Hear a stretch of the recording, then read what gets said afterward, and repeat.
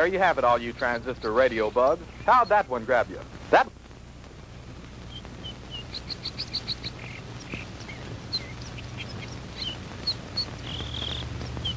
Howie, for heaven's sake, it's almost dark. If you don't hurry up, we're gonna be late for the game. Margie, have you ever tried to fix a fuel pump to a rock and roll beat? Well, I'm sorry it made you nervous. I just thought it was a good chance to get in some practice. It's okay. Forget it. Nothing I can do anyway. At least not way out here. Well, I wish you hadn't taken this crazy nowhere shortcut. Boy, this is like Lossville. I know. I goofed. And I've got to get some help if we're going to get there in time for the kickoff. Hey, didn't we pass a farmhouse about a mile or two back down the road? Yeah, that's right. Back around the curve. Come on, it'll be shorter through those woods.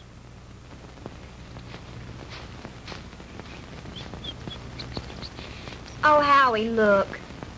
I don't think we ought to go on that property. Look, you want to get to the game, don't you? Of course I Then do. come on.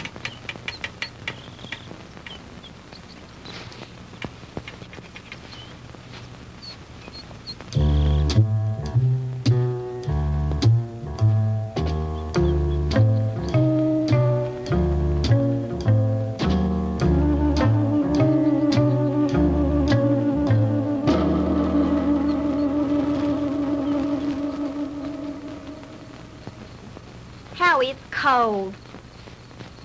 And it's so dark, we should have brought the flashlight. Ah, it isn't working. Batteries are down and I forgot to replace them.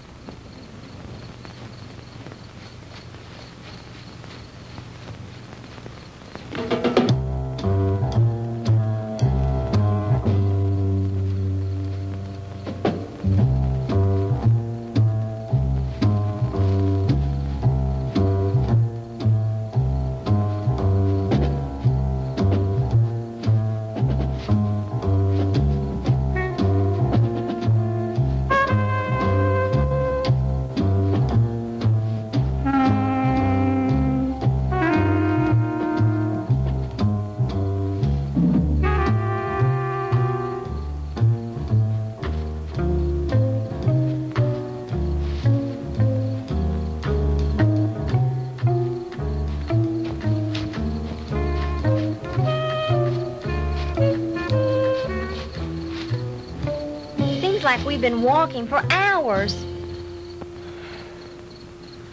Well, it can't be much further now. Hey, there's a light.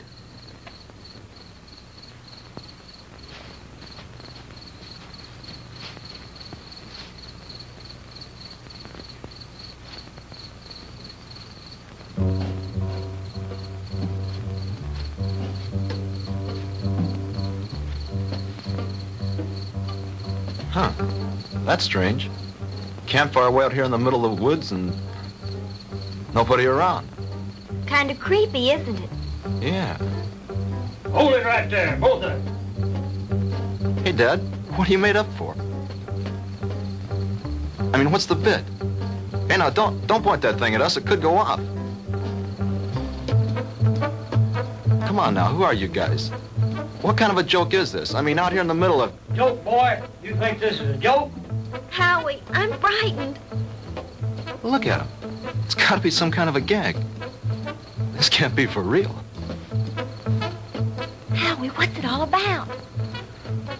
I don't know. Honey, do as I tell you. You edge around behind me. Tell me between them and you. Then run like the devil. Howie, not alone? Do as I say. What are you two young'uns doing out here? Quick, don't let them get away! Run, Marjorie! Head for the car! Stop, boy! I'll shoot!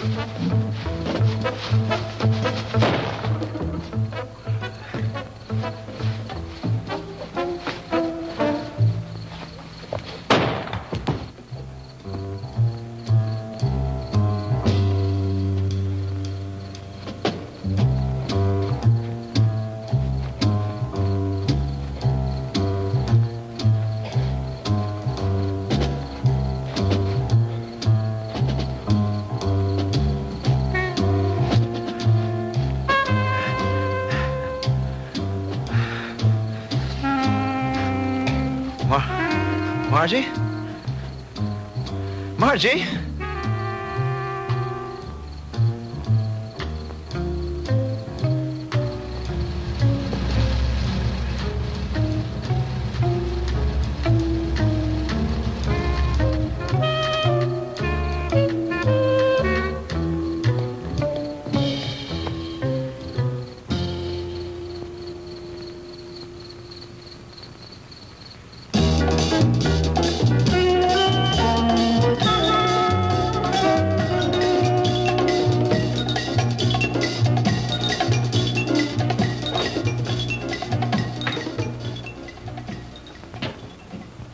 Oh, hello, Jim. What do you need? I need my ever-loving paycheck. What's the rush? Payday's tomorrow. I know, but Reed said you'd have it for me tonight. Oh, did he now? Yeah, that way I get a couple hours head start on my first vacation in 3 years. Relax. The girl's on her way up from accounting with it now. Where you going on this vacation? Some place that can't be reached by telephone, telegraph, teletype, or carrier pigeon. You don't think we'd interrupt your vacation now, do you? Why not? You guys did it for the last 2 years. Jim, nice story you turned in. Well written. Had a lot of fun. When he talks like that, he wants something. As a matter of fact, there's one little favor I'd like to ask you to do before you leave. Uh-oh. Here it comes. As a matter of fact, here it is. The accounting department is certainly coming up with much more interesting figures lately. See you guys. Oh, come on, Jim. Well, this will just take a few minutes. Not much out of your way. All you have to do is get a few details and phone them in from there. From where? Carver Street Hospital. Murphy called in from police headquarters, and some college kid was brought in with a gunshot wound. Here's his name. Why doesn't Murphy cover it? He's on police tonight. He's busy on the cat burglar story. Who shot the kid? That's what I want you to find out. May not be anything in it, but you never can tell. Okay, I'll do it. But afterwards, I'm leaving for my vacation. Definitely, irrevocably, and finally. Do you read me, great white fathers? Only too clearly. Have a good time. I intend to.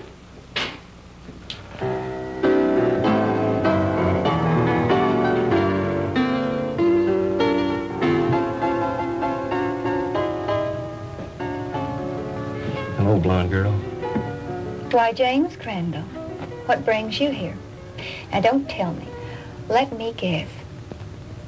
They sent you down for an egoectomy. A what? An egoectomy. They're going to cut out that big, fat ego of... Oh, that's funny. Funny, funny. I want some information. Like what? Like, you got a boy here. Howard Ellison, college kid, in some kind of shooting scrape. That's the kid they brought in this evening. But I don't think he's having visitors. Well, could I speak to his MD? Mm-hmm. That would be Dr. Wilson Blake. Ah, yes. Blake of the Rusty Scalpel. Oh, you know him? I should. He broke into me once and stole an appendix. Oh, funny. That's funny. He's in his office. I know where he is. Dig you later, Angel. Yes, that's all right with me, Dr. Thornton. 10:30 will be fine. Yes, I think the whole administrative staff should be there. Fine. See you in the morning, Doctor. Goodbye. Come in. Jim Crandall. Hello, Will. How are you? Hey, number one, how about yourself? No complaints? Can you spare a few minutes? Sure I can. Are you on duty? No, not really. I'm officially on vacation.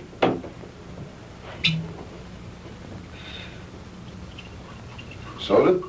Just straight, thanks. I bet you're here for a story on that Ellison boy. Good bet. Sit yourself down. So are some friends of yours. They left about an hour ago. Uh-oh, the local gendarmes, no doubt. Right. Lieutenant Partain and a couple of his men. They talked to the boy for about an hour and then finally... Wait a minute. Talk to him? You mean the Ellison kid's able to talk? Sure, he wasn't hurt too badly. The bullet didn't enter any of his vital organs. But the nurse said he couldn't have any visitors. Well, he can't. At least not now. He was too tired after that session with Partain. I want him to get some rest. Well, when can I see him? In the morning. In the morning? But, Talk, I got to phone something into the editor. I can't fool around on this thing. I leave on my vacation tomorrow. Well, I envy you. We're so short-staffed here at the hospital, there's no telling when I'll be able to take a vacation. What did the kid say when he talked? He told a real weird story. The police have a transcript of it. I'd rather hear it from you if you don't mind. I don't think I should repeat it. I imagine the lieutenant would rather tell you himself. Oh, come off it, Doc. You know Partaine's not going to give me anything till he's good and ready. All right. All I can do is repeat what the boy said. But I'll warn you, you won't believe it. Suppose you try me. Well, this Ellison kid is a student at the university, a cheerleader, an honor student, an all-around popular kid. Early this afternoon, he and this co-ed... Co-ed? You mean there was a girl with him? Yes, one of the majorettes from the band, a girl named Margaret DeMar. DeMar? Couldn't be related to Sandy DeMar, the nightclub thrush. As a matter of fact, yes, her sister. Well, that adds a dash of color. What about the girl? I'm getting to that. Now, do you want to hear this story or not? Okay, go ahead. Well, early this afternoon, they left the university on their way downstate to that night game against Southern Tech. They had permission to drive down instead of going on the bus with the other students. They were running short of time, so they took a shortcut on one of those farm roads. Ellison's car started acting up and finally quit on them. They had to have help, so they started walking, trying to make it to a farmhouse. I said, hold it right there. Hey, Dad, what are you made up for? What are you two young'uns doing out here? Quick, don't let him get away! Run, Margie! Head for the car! Stop, boy! I'll shoot! He started running, and that's when he got shot. He got up and he kept on running. He made it back to the car. He looked around for the girl, and she wasn't there. After that, he blacked out. A passing motorist picked him up and brought him in, and that's the story the way he told it. You sure weren't kidding when you called it weird. I've heard some screwy ones in my time, but this one takes the prize. Yeah, that was exactly my reaction, at first. What do you mean at first? Well, sometimes I'm forced to alter my opinion by certain evidence. I don't know if you're aware of it, Jim, but my hobby is American military history. I collect historical military objects like some men collect stamps. Like this item that was brought in by a patient a couple of months ago. You know what that is? Well, it looks like some kind of rifle slug. Mm-hmm. I have a cigar box full of those at home. My brother and I used to find those in the woods and dig them out of trees when we were kids, back in Georgia 30 years ago. It was one just like the one you're holding now that I took out of young Ellison's body and gave to the police this evening. And if you ask me, they're going to have to dig a long way back in their ballistics file to find anything that matches that. Yeah? Yeah. You see, that's a mini ball. The kind of a bullet they used during the Civil War.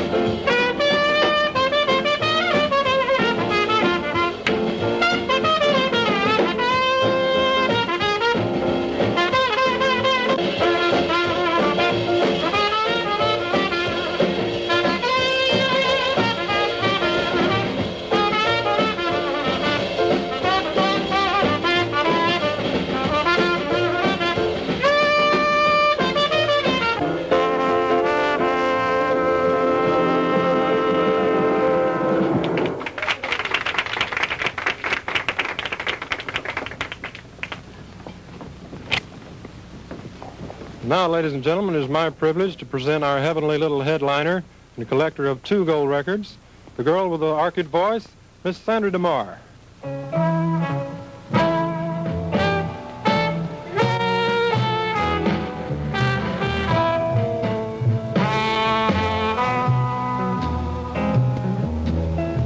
Go on away and leave me alone. I want to be by myself when I cry. And there's gonna be some crying, 'cause I just told my baby goodbye. Get out of here and leave me alone. I don't care whether I live or I die, 'cause my life's already over. It ended when he told me goodbye.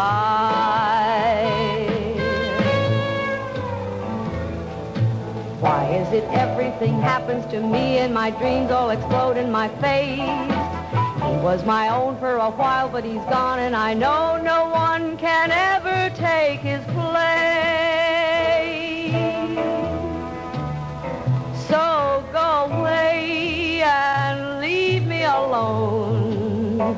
I've got a right to my own private cry.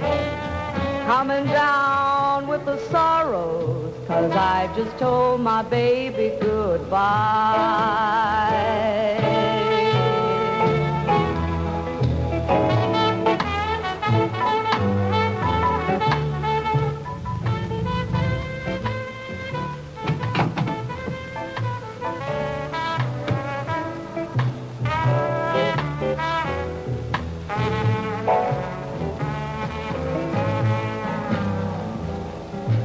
Why is it everything happens to me and my dreams all explode in my face?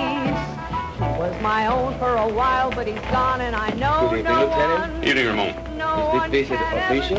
Oh, there's nothing to worry about. We'd like to talk to Miss DeMar when she's through singing. Would you give her something while you're waiting? Thank you, no, we're on duty. Leave me alone. I've got a right to my own private cry. I'm coming down with the sorrows, 'cause I just told my baby goodbye.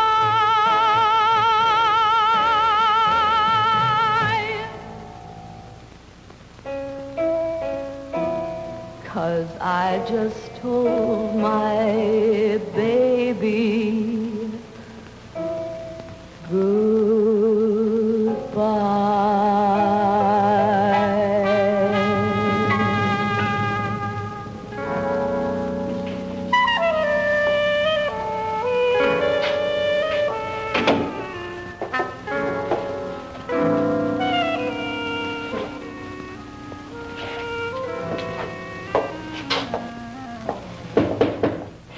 Yes. Sandy, are you decent? Yes. 2 gentlemen from the police department want to talk to you. Police? Yes, Miss DeMar. I'm Lieutenant Partain, and this is Detective Lasky. We're just making a routine investigation. Have you heard from your sister this evening? Margie? Why, no. Why do you ask? Well, we just thought she might have called you. You see, we have reason to believe she may be missing. Missing? I don't understand. She's at a football game in Stephenville with Howard Ellison. I'm afraid not, Miss DeMar. Maybe you'd better sit down and let me tell you all that we know about it so far.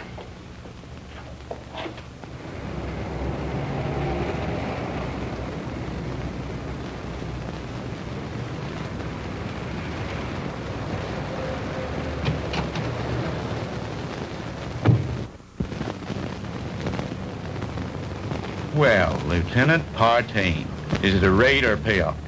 Lasky, we got the Walter Winchell of the Boondocks again. You been talking to the DeMar girl? So you know about it already? Yeah, but not enough. Can you fill me in? At this point, you probably know just about as much about it as we do. Why don't you stop by the office in the morning when we had more time to work on it? Oh, come on, Fred. Can't you give me something tonight? I start my vacation tomorrow. Good fishing.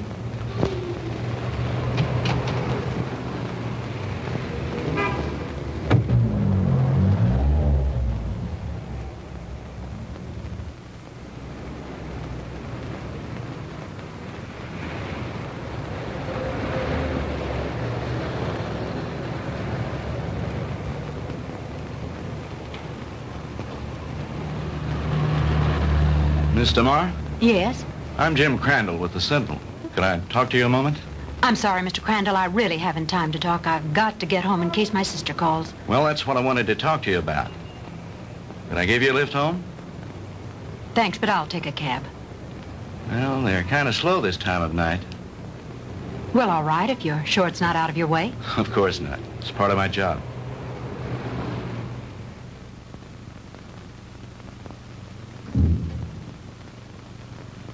What's the matter? Mr. Crandall, I'm too upset to go home. You know my sister's missing.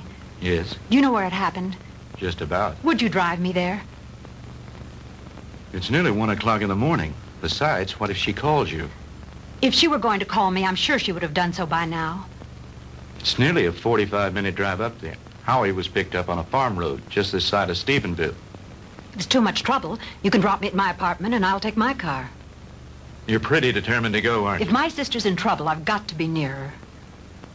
Hop in. I need to go up there myself.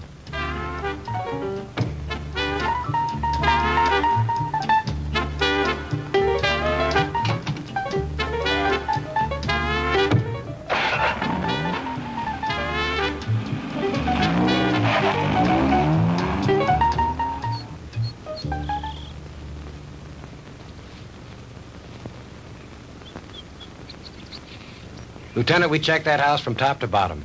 Nothing there. Okay, Lasky. As soon as the boys are through, have them go in and get some rest. We've done everything we can do here. Maybe the sheriff and his bloodhounds will turn something up. Right.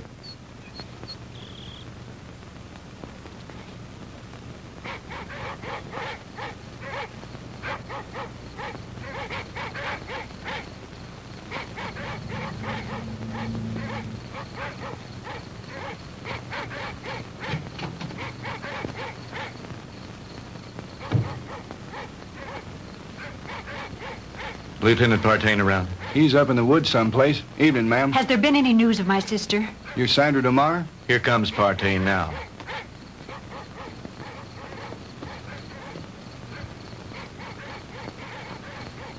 Lieutenant, have you found her yet? I'm afraid not. Crandall, what'd you bring her out here for anyway? I made him bring me, Lieutenant. Can you tell me anything about Margie? No, ma'am, I think you both made a trip out here for nothing. Why don't you go home and get some sleep? He's right, Sandy. You should do as he says. Jim, somewhere out there in that horrible blackness, it's my sister. Those dreadful dogs. They sound so terribly ominous. Oh, Jim.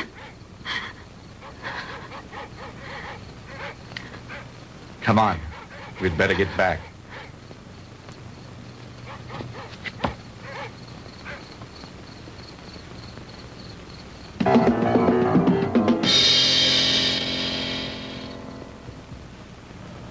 No, I'm going to check all the antique gun shops this morning, as soon as they open.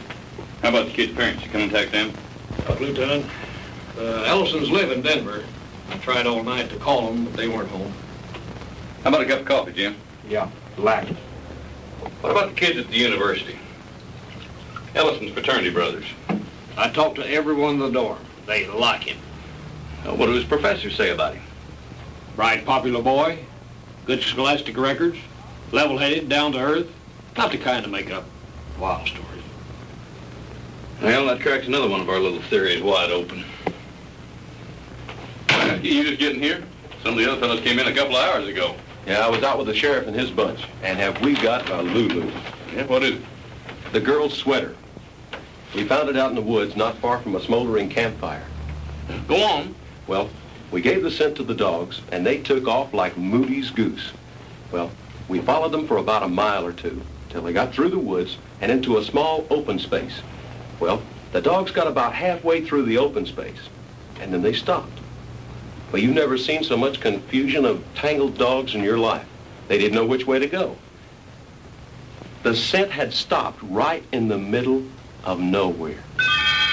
It was as if the girl had just been snatched off the face of the earth into thin air. Wait a minute.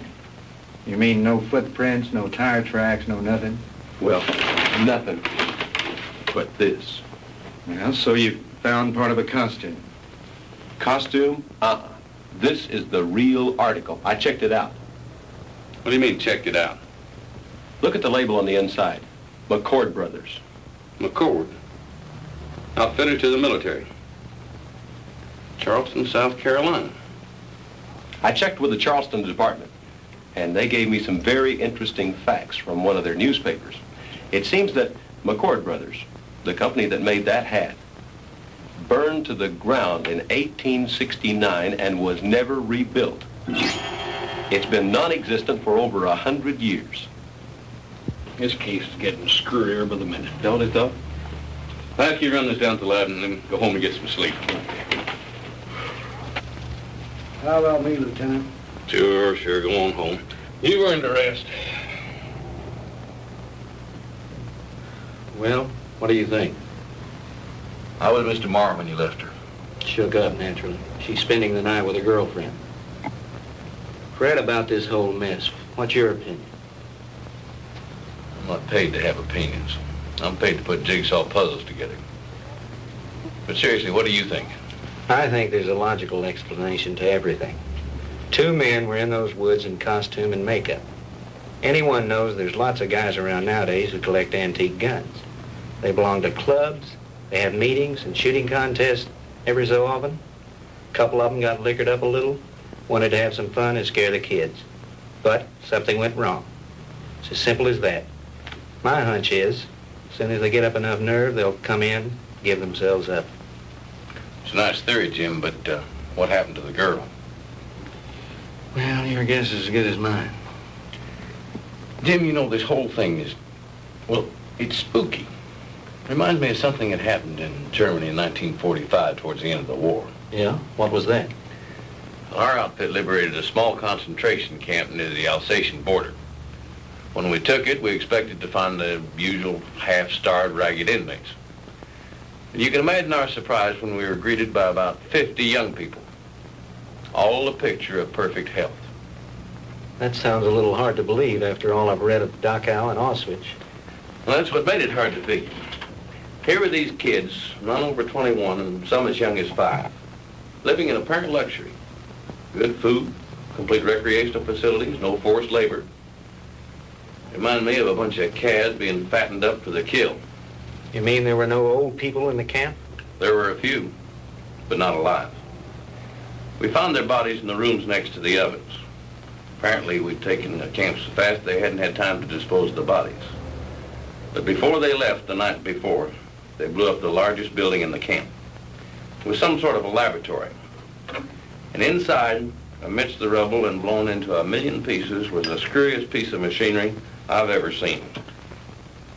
Some sort of a crazy electronic apparatus. And half buried underneath it amidst the rubble, still strapped to a table, was an old man. Just barely alive.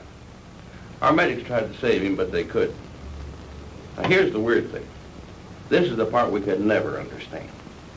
In trying to identify him, we checked the camp records with the prison number tattooed on his arm.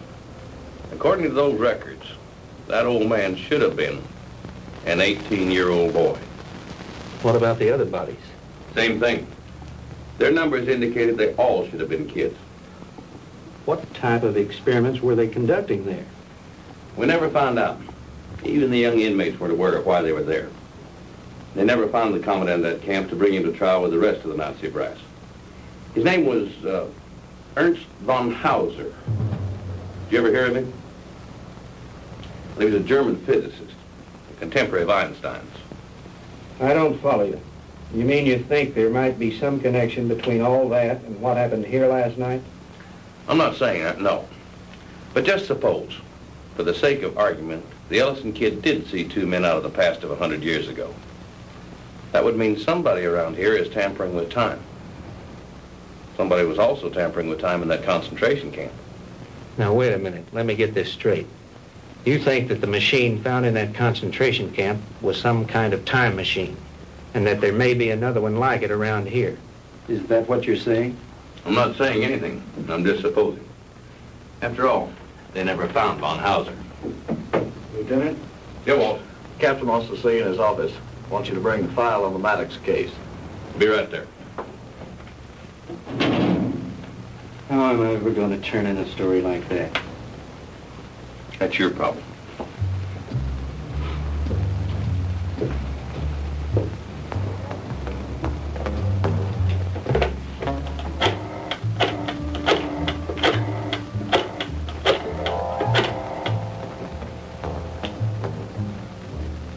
Hello?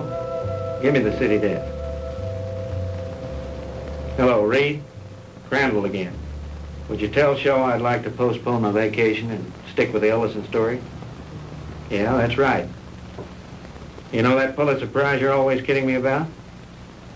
Well, if this thing turns out to be what it looks like, I just might win it. No, nothing new at the moment. I'll keep you posted. Yeah, I've got a little research to do in the library. Then I'm going to the hospital to interview the kid. Right. Talk to you later.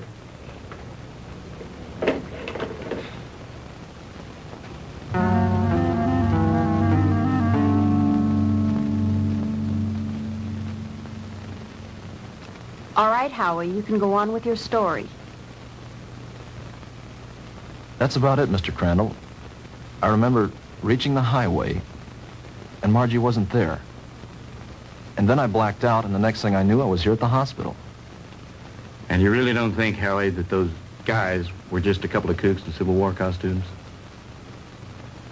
Mr. Crandall, I don't know how to explain it, but I got the distinct feeling that these guys were for real. I mean, like something straight out of Gone with the Wind. Howie, what's your idea of what happened to Margie? Do you think these two guys grabbed her? I don't know, Mr. Crandall. I don't know. That's what's bugging me out of my skull. Nurse, is Mr. Ellison awake? Yes, he is. He has another visitor, but you can go on in. Thank you.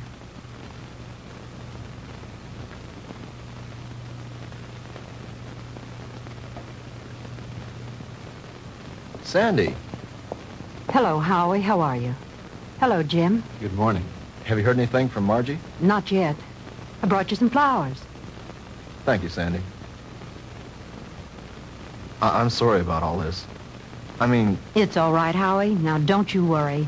Whatever happens, I know it wasn't your fault. Jim, have the police found out anything yet? No new developments. I'm going up there in a little while and have a look around myself. I want to see the place in the daylight. Would you mind if I went with you? Of course not. I'd enjoy your company. Howie, would you forgive us if we ran off right away? Sure. I understand. I'll drop back in later. Bring you some magazines.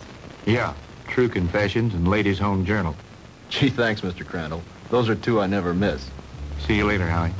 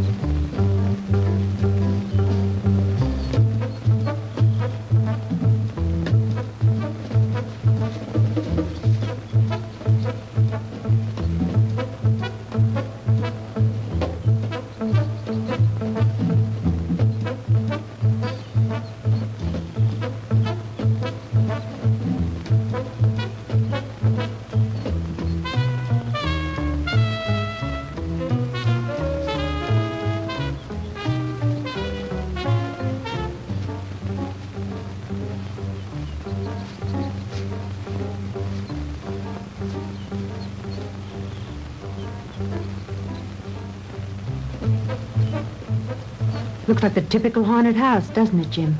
Yeah. The meadow where they found the cat and where Margie's trail ended is supposed to be nearby. Do you think this old place has anything to do with her disappearance, Jim? I don't think so. They searched it and didn't find anything. Her sweater was found somewhere in those woods. think I'll have a look around.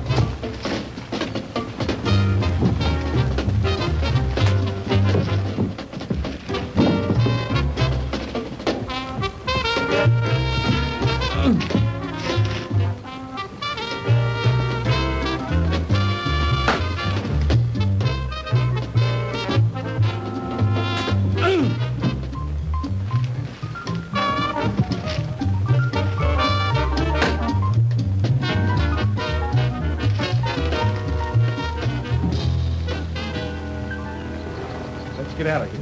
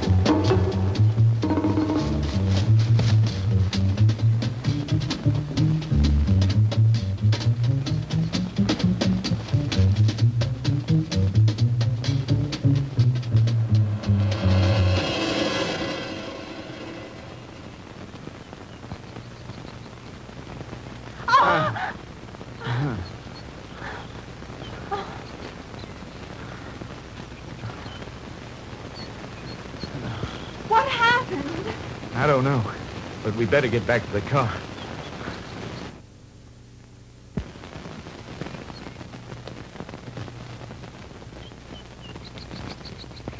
Jim!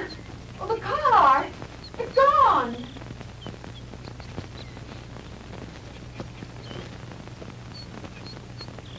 Jim, someone must have stolen it. I would have heard the motor start up. Besides, I have the key in my pocket. Well, this must be the wrong place. This isn't where we left it. This is where we left it, all right. But it looks different here. There are more trees than there were before. And that fence, that wasn't here when we came down the road. And the barbed wire fence is gone. Jim, we're lost. I don't think so. At least, not the way you mean. Jim, I'm frightened. It's all right. Let me think a minute. This road was paved, and now it's dirt. And there isn't a telephone pole in sight. I know. Jim, what is it? What's happening? I don't understand it. Where's the car? Where are we now? Jim, I know you know what's happening to us, and you won't tell me. And why not? What's going on? Fantastic. Incredible. I never really believed it. Tell me what's happening. Sandy. What's going on? What dreadful thing Sandy. is happening? Tell me. It'll be all right. Everything's going to work out. But we have to keep our heads.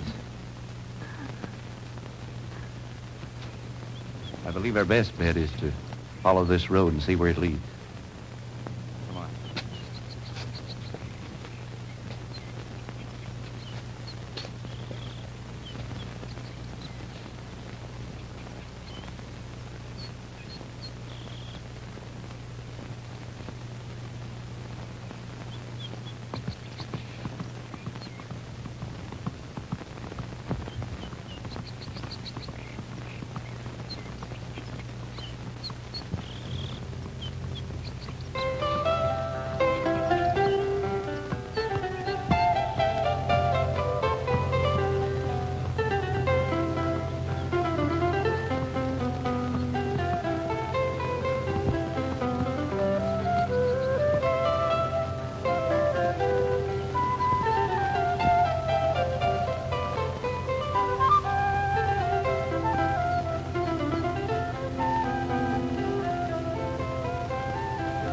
Jim, his clothing. I know.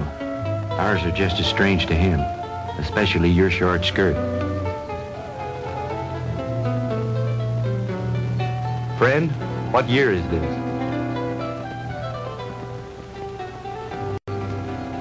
Where are we? Witchcraft! Witchcraft! Ha!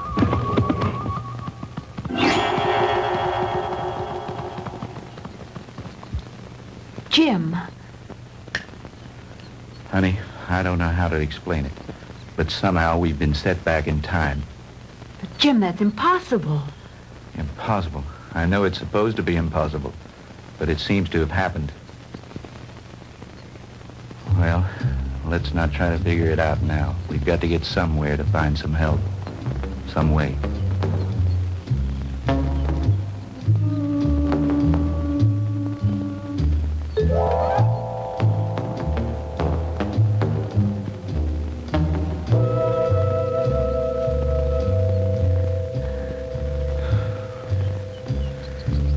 Jim, I'm sorry, but I don't think I can go any farther. I simply have to rest. All right. We'll stop for a while.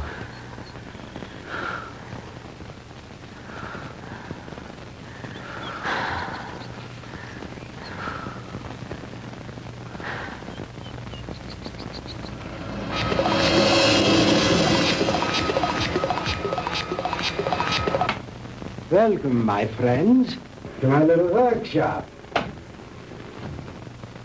Do not be alarmed or cause unnecessary commotion. You are in no danger. At least, not for the moment. Won't you please step out?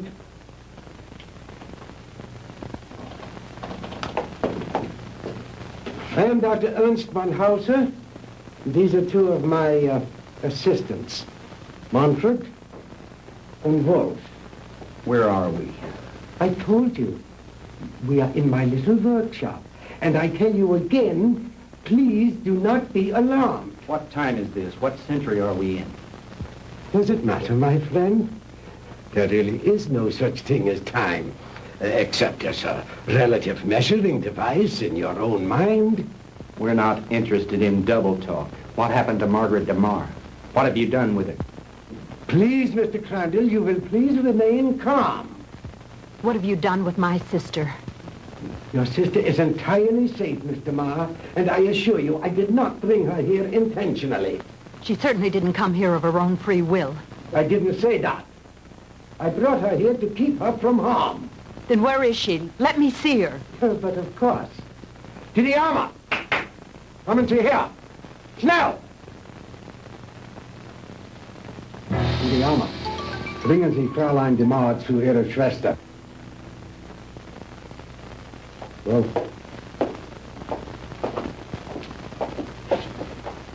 No need for alarm, Mr. Crandall. She'll be all right. She'll be able to freshen up. We will even furnish her a change of clothing.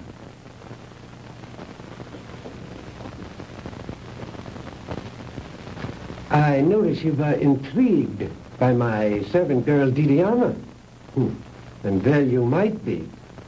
Just a few thousand years ago, She was serving in the court of Tutankhamen, one of the great pharaohs of Egypt. And now she is serving me. Quite an experience, is it not? This is like a fantastic nightmare. I don't understand any of it. How did you get Margie here? I was conducting an experiment with a pair of gentlemen from the past. When the girl and her boyfriend wandered into the machine's field of materialization and encountered them. They shot the boy. They might have killed the girl had I not teleported her here very quickly. And the 2 red soldiers? I sent them back to Shiloh, Mr. Crandall. But it doesn't matter. They probably died there anyway. Fantastic. Utterly fantastic. Tell me, Doctor, why did you send Sandy and me back to 1789? I admit I took advantage of you to conduct a little experiment. Oh, it was a little dangerous, but you see, no harm has come to you. super spectronic relativity? I believe that's what you once called it. Oh, then you are familiar with my work. To some degree, yes. I read up on you this morning in the library after talking with the police. Oh. And what did you learn about me? Quite a bit. I know of your early career and some of the brilliant discoveries you made in the field of physics, and that you were expelled from the International Congress of Physicists because of your theories. Oh, that was a humiliation which will soon be avenged, Mr. Crandall. But go on. What else did you learn of me? Well, I know that you were a friend and sponsor of Adolf Hitler, that you helped elevate him to power in the 30s, and became the organizer and administrator of his Department of Scientific Warfare. That's another thing that puzzles me, Herr Doctor. Why a man of your brilliance should identify himself with a fanatical madman like Hitler. How dare you refer to Adolf Hitler as a madman? He was a great genius, ahead of his time. The world, in its ignorance, was not ready to accept him. The world did not accept him because he was a lunatic bent on enslaving it. You call a man who is responsible for the mass murder of millions a great man, a genius? Anyone with enough intelligence to examine history knows there are times when lives must be sacrificed for the benefit of future generations. And he was willing to do this in order to lead his people into darkness, into oblivion. That's where he was leading them. And like all other power-crazed dictators before him, he failed. Thank God there were people in the world with enough courage to resist and to conquer him. What do you know in your stupid, petty little mind?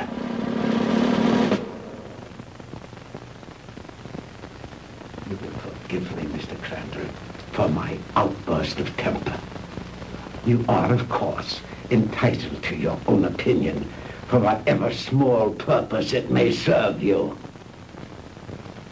Let me enlighten you, Mr. Crandall, on a few things of which you and the rest of the world are unaware. Blame for the loss of the war cannot be laid to Hitler or his doctrines. It was I who failed him. Me and the General Staff. He called for weapons, super weapons, to turn the tide of war in those last few days. Because of my inability to deliver those machines soon enough, we were defeated. It might interest you to know that during those last few months of the war, we had almost perfected weapons so far in advance of anything that had gone before them as to make modern warfare in all its forms completely obsolete. Oh, if we had only had time for further experiments. I know of some of your experiments, like the ones carried out in a certain concentration camp. Oh, then you know about the aging machine. Yeah, they had almost perfected that one when the war ended. Oh, but that machine was one of the more primitive devices. like the jets and the rockets that we used so briefly. We were in the final stages, Mr. Crandall, of perfecting weapons that were truly astounding and against which you would have had no defense. A cannon that killed with sound waves, yet was completely silent. A giant generator gun that could electrocute whole armies in the field. Oh, and more, many more. We'd have only had a few more months to perfect those weapons. We could have plucked victory from the jaws of defeat. The Third Reich would have endured, not for 1,000 years as the Führer dreamed, but forever. But the fact is that you failed, Herr Doctor. Failed and lost. But you are forgetting one thing, Mr. Crandall. That was 20 years ago. Since then, I have perfected and even improved on my original weapons. And we have conquered time. Dr. Einstein's so-called fourth dimension. Hitler will return, Mr. Crandall, and soon. Your victory was but a temporary one.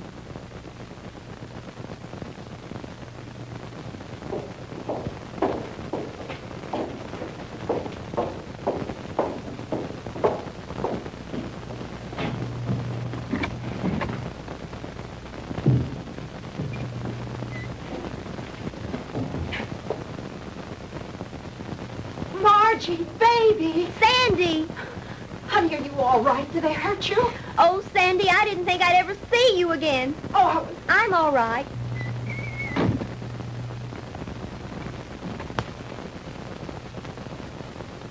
Let us out of here. Open this door. Let us out. Please, don't let them keep us here.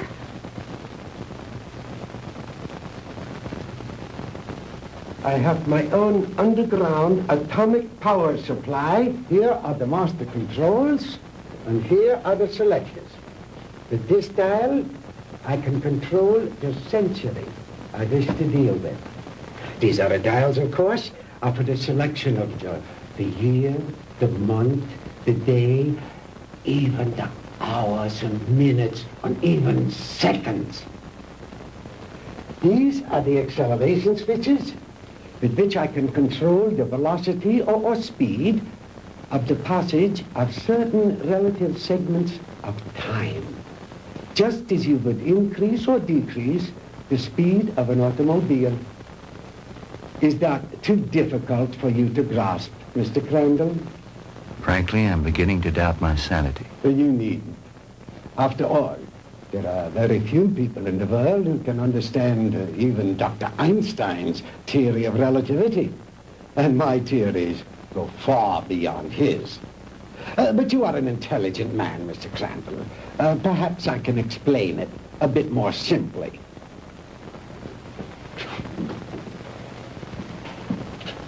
We will let this line represent the world. With a line here to represent the equator, and a mark here and a mark here for the north and south poles. If an aircraft starts here, this side of the equator, and starts going up and up and up, it is going north, toward the North Pole. But the instant it passes over the pole, it is no longer going north. It is going south. And yet, it has not turned or changed its direction in any way. Now, that is the simplest way I know of to make you understand how my theory of superspectronic relativity was first developed. It has long been established that time and space do not exist except in relation to each other. Therefore, they are inseparable, indivisible, a space-time continuum. The faster we travel in space, the faster we travel in time. Now, let me use this short vertical line to represent an instant of time, on this horizontal arrow to represent velocity or speed. Now then, scientists have long held that light is the top limiting velocity in the universe. In other words, there is nothing in the world faster than light. And yet it is known that beta particles ejected from the nuclei of radioactive substances can attain velocities up to 99% that of light. Now, I have always based my theories on the premise that there is no limit to space. The universe is limitless. Well, if there is no limit to space, then there is no limit to time, and no limit to velocity. Therefore, I thought there must be something in the universe that was faster than light. The years of frustration and failure before I finally had to submit to the one irrevocable fact: there is nothing in the universe faster than light. But I discovered a new ray in the spectrum with a wavelength infinitely shorter even than that of the cosmic ray. This ray I called the minus ray. I'm afraid you lost me, Doctor. Well, in other words, while I discovered that the velocity of light is indeed the top velocity in the universe, that velocity need not remain constant. I discovered that through minus rays, velocity could actually be accelerated. Let me illustrate in this way. This line represents an instant in time. An instant, that is, in relation to our immediate vicinity in space. Now, if you enter a dark room or flip a switch, that room is instantly flooded with light. That is because that light, traveling at its great velocity, takes hardly any time at all to cover that small area of a room. It is immediate, instantaneous. Now, if that light had traveled any faster, it would have come on before you flipped the switch. Are you beginning to understand? I think so. Fine. Now then, just as I illustrated a moment ago, with the airplane flying up over the world, heading north until it passed over the North Pole, then its direction became south. The same thing is true in a sense of time. If the velocity of ordinary light, represented by this arrow, should be accelerated, then it will pass beyond the instant, represented by this vertical line, and no longer be moving in the direction of the future, but it will be moving in the direction of the past. It will no longer be going forward in time, but backward. The greater the velocity, or I should say, the greater the acceleration, the further back in time it will travel. In other words, if a guy left New York for Los Angeles and traveled fast enough, he'd get there before he started. You joke, Mr. Crandall, but crudely expressed, that is exactly what would happen. Why are you telling me all this? To impress upon you the superior scientific knowledge that we possess, my friend, and to illustrate why we would have won the war if we had only had a few more months. We were the slaves of time then. Time was our master. But I have changed all that. Now we are the masters and time is our servant. Ah, you Americans are an egotistical, arrogant lot. How proud and superior you felt as you strutted through the ruined streets of our cities. The proud conquerors claiming the spoils of war. It's only temporary, my Yankee friend. Soon Hitler will return. We'll rewrite history. And the Third Reich will endure. Not for 1,000 years or 100,000 years, but forever. Immortality. The age-old dream of man is ours. The rest of the world will fall at our feet, and we shall rule for all eternity. Oh, Holt.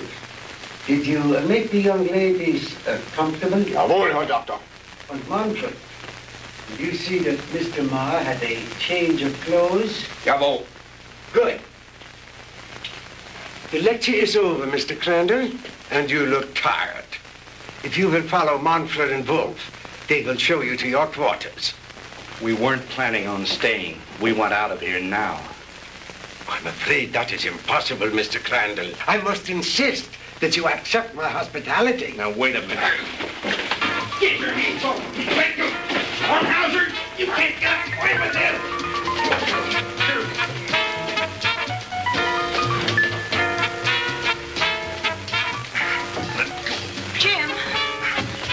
Jim! Sandy, are you all right? Oh, yes, we're all right, but why are they locking us up? What are they going to do with us? Nothing if I have anything to do with it. Oh! Oh, don't hurt him! Oh, don't hurt him! Oh.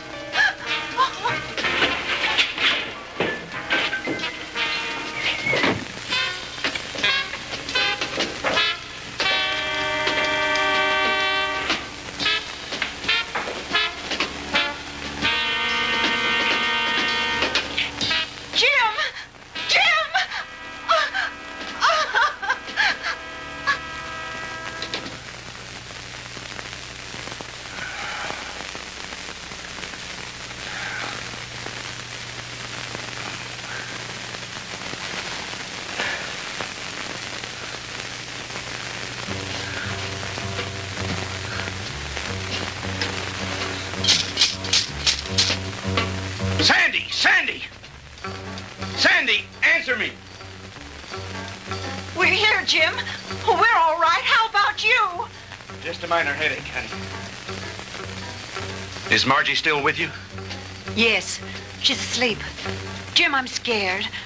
What do you think von Hauser intends to do with us? I don't know. But I do know one thing. I've got to figure a way out of here. Sandy, honey, I'm sorry about everything. I shouldn't have brought you with me this morning. It wasn't your fault. I asked to come along. After all we've been through, you must be beat. Have you had any sleep? No, I was worried about you. Well, try to get some rest while I do some thinking. Okay. As soon as Margie wakes up, I will.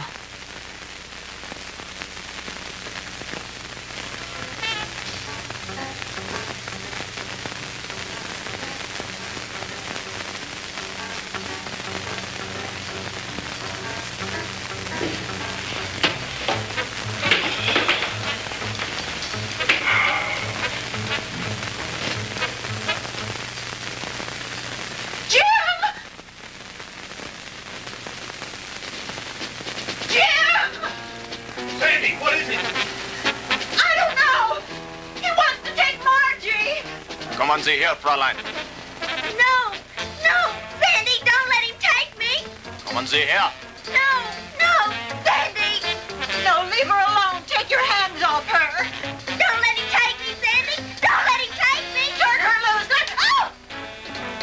Sandy, who is it? What's going on? No, no. What's going on in there? What's happening?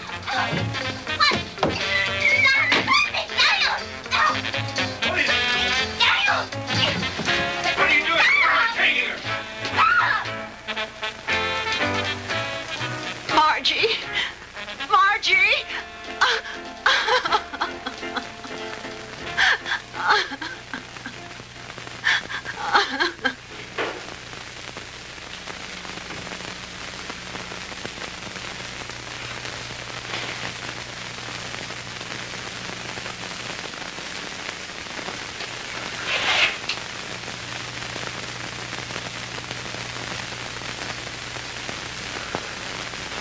So you see, my dear, there was no reason for all that hysteria. You've really nothing to fear. While I have never before tried sending anyone into the future, there is no reason to believe that the experiment will not be successful.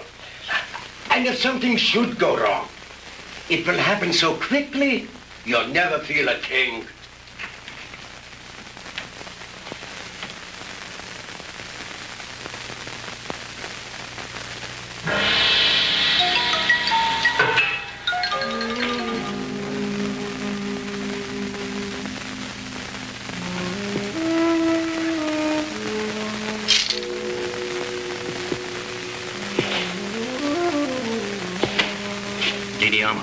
It is time you eat now. You speak English? Many others before you, they teach me talk. You mean there have been other prisoners here? Many. Are there any others here now? They all disappear. You eat now. It is all they give me for you. It's all right. At least it's better than nothing. Didi Alma, you've got to help us. You're our only hope. No. I cannot help you. But you've got to. You're the only one. If you could get hold of the keys. No. They kill me. I cannot help you. Please, Didi Alma, listen to me. No. We'll never get out of here if you don't help us. Please, Didi Alma. Please.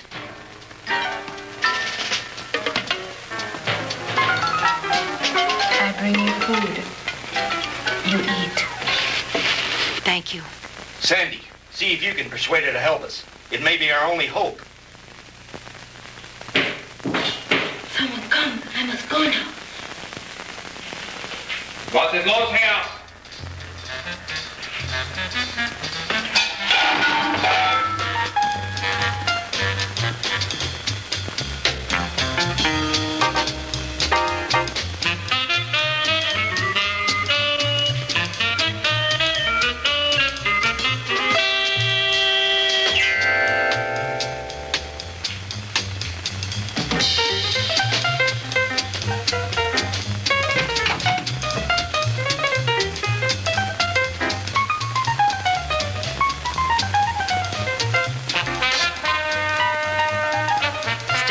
From me.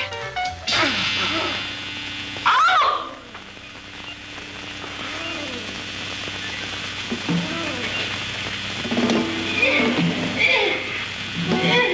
Sandy! Sandy!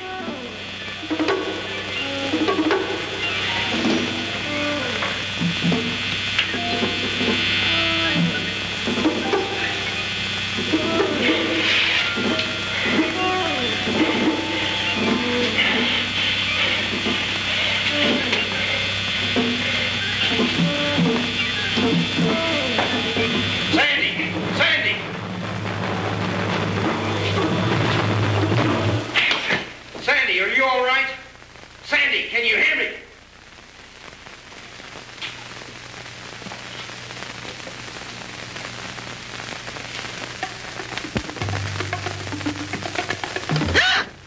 Sandy, honey, thank God you're safe. Quick, get his keys.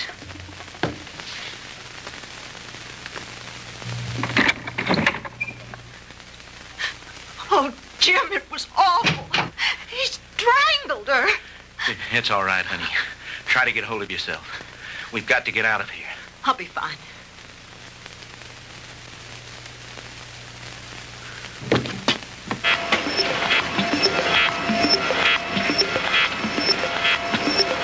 I told you, Mr. Maud, the struggle is useless.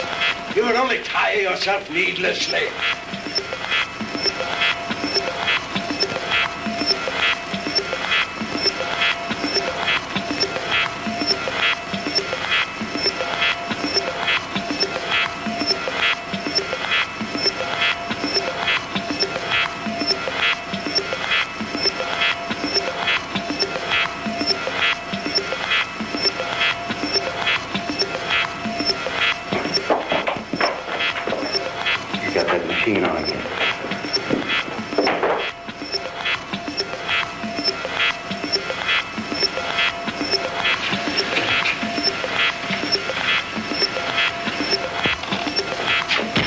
Switch it off, Doctor.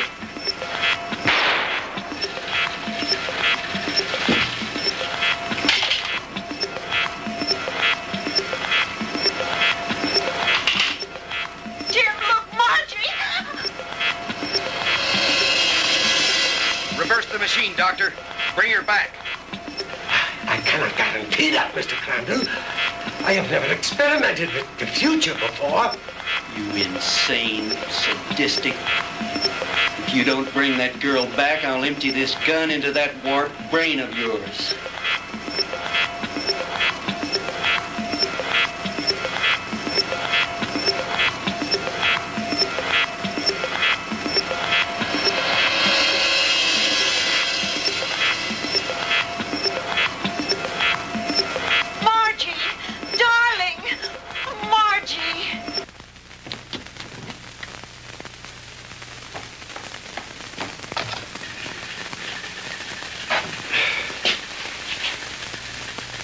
It's too bad, Mr. Crandall, that you are not interested in science. But you Americans are so impractical anyway. Jim, look out!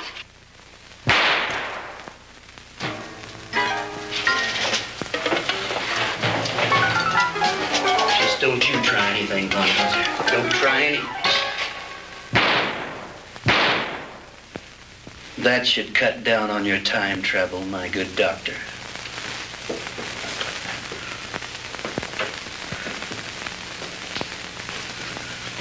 How about the attic? You searched that, didn't you? Yes, sir. That's where we found the Nazi soldiers and the radar equipment. Then this house has some connection. Crandall's car was found not too far from here. Von Hauser's headquarters must be around here somewhere.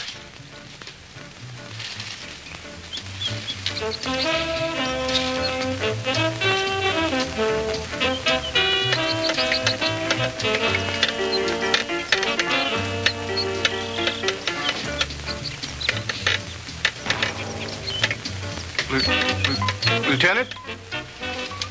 Yeah?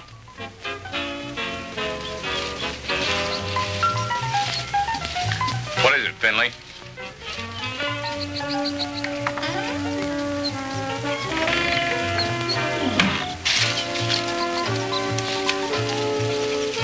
Jim, and the DeMars.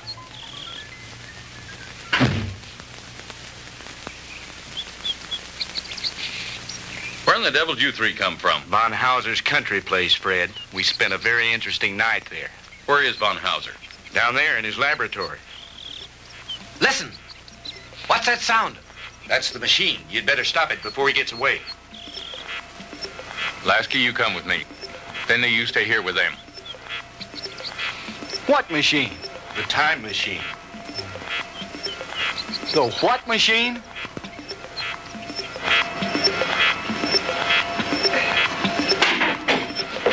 All right, Professor, hold it right there. Get away from that machine.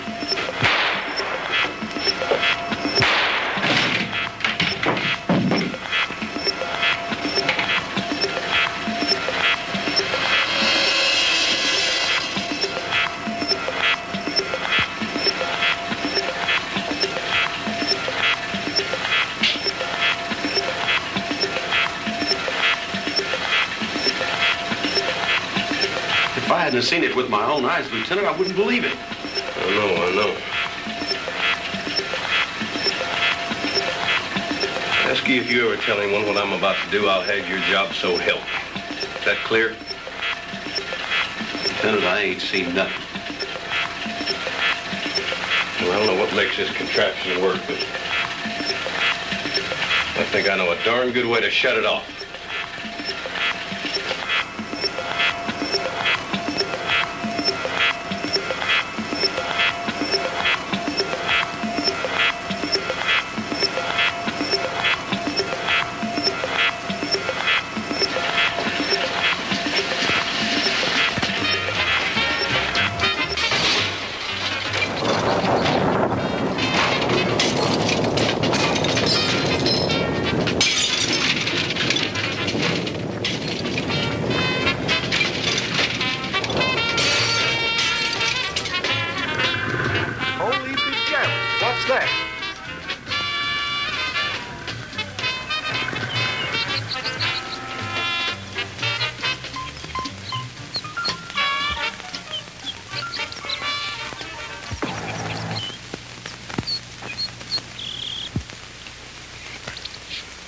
happened down there, Fred? Forget it. Finley, call Miller at headquarters, have him send some of the boys out. Are you two all right? Everything's fine, thank you, Lieutenant. Why don't you take the two ladies home? Come on, Lasky.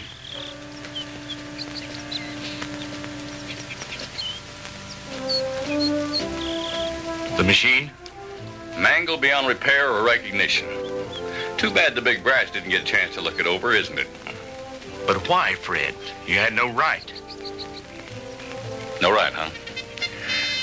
Listen, the way I figure is like this. Sooner or later, some other joker's going to invent a machine just like it. Maybe by then the world will be ready for it. God only knows we aren't now. Hydrogen bombs are enough for people to worry about. Yesterday should be left alone. Because today, the world has enough problems. Just trying to make sure we'll have it tomorrow.